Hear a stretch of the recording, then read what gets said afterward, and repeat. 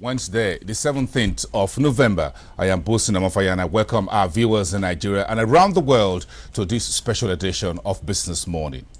Emmanuel Ikhazoboh, a chartered accountant and professional auditor, was introduced by the Securities and Exchange Commission as the new interim head of the troubled Nigerian Stock Exchange on Thursday, the 5th of August 2010. On Monday this week, Ikhazoboh clocks his first 100 days in office.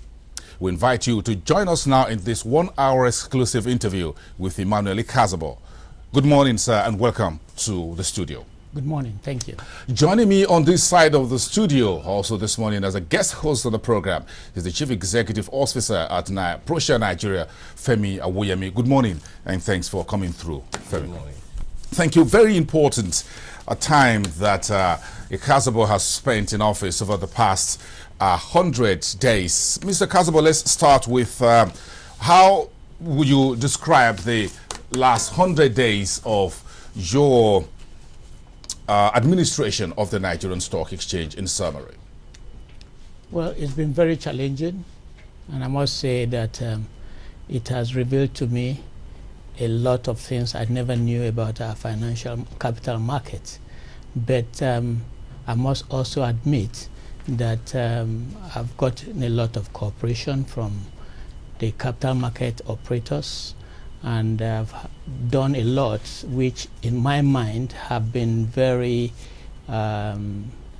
revealing in terms of what we needed to do to improve and bring credibility to our capital market, which had some credibility and integrity problems. How would you describe the markets since you took office on the 5th of August? Of course, the market went down for a couple of days. Then since by the middle or the end of September, we've seen this strong recovery in equity prices. We've seen some more companies doing more listings on the exchange. Well, like you do, Busi, the issue with the capital market is such that in the past, people had this perception that the prices of stock must always be northward, which is not actually what it should be. Stock trading is supposed to be up and down. It's not supposed to be static or move in one direction at all times. Okay, however, the issue in August and part of September were basically due to policy issues by the central bank, requesting that most of the banks should sell off their margin loans or bring down their portfolio in terms of margin loans to about 10%.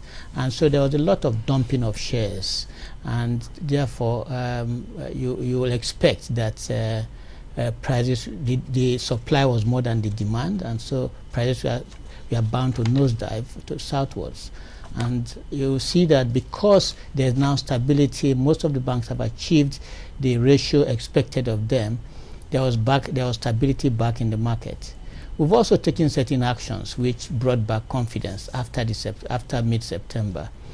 Such actions regarding insisting that companies should have their financials submitted to the exchange so that the market will have the true fundamentals to determine the prices at which stocks are being valued, brought back a bit of confidence in the market, and you will see that a lot of companies are thinking of or are coming back gradually to get listed in the exchange. One of the few things, Femi Awoyemi will do an intervention here very quickly. One of the few things that got Femi Awoyemi, for example, and I know many other people, to say things, the internal processes of the exchange getting Femi a little bit better, is that the daily trading report of the stock exchange starts coming online and right on time. Femi, do you want to intervene in that respect in terms of how the internal workings of the exchange in terms of information management, efficient market data delivery and all that?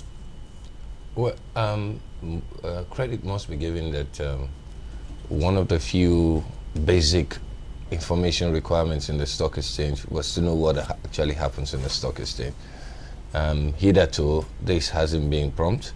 A combination of challenges in terms of the website being down, information not coming through, and trying to operate an analog type environment within a digital market space. The few things we had observed then was that our reporting from our own side was prompt, was on time, and we didn't have to be asking who has the report before then. We felt that that was a move. We also questioned that if it was done with the same set of people in the establishment, perhaps the political type environment that the exchange was consumed in had created challenges, or it was just a management issue. And so we felt that this was a good start upon which we can build on so many other things. You have any questions for Mr. Ikhazoboh directly in terms of the internal processes at the exchange? In terms of the internal processes, what has changed? A lot has changed. In the past, from what I gathered as soon as I got in there were internal control problems. The back office was not properly structured. We had, for example, a situation where financial processes were not properly checked. No accurate information was passed on to the relevant officers. And we never had internal audits or internal controls to ensure that financial management of the institution. Hold on a minute, I just got very quickly. You mean the stock exchange never had an internal audit department or an internal audit unit? Never had one until recently, until I came into office. That is quite curious. We have often used the SEC audit inspection report as a basis for measuring if that was true, not having access to the internal information from the NSA. And the last audit report read suggested that the internal controls within the NSA was up to standard. And that was from SEC itself. And that would be a major discovery, therefore, to the market. Well, you know,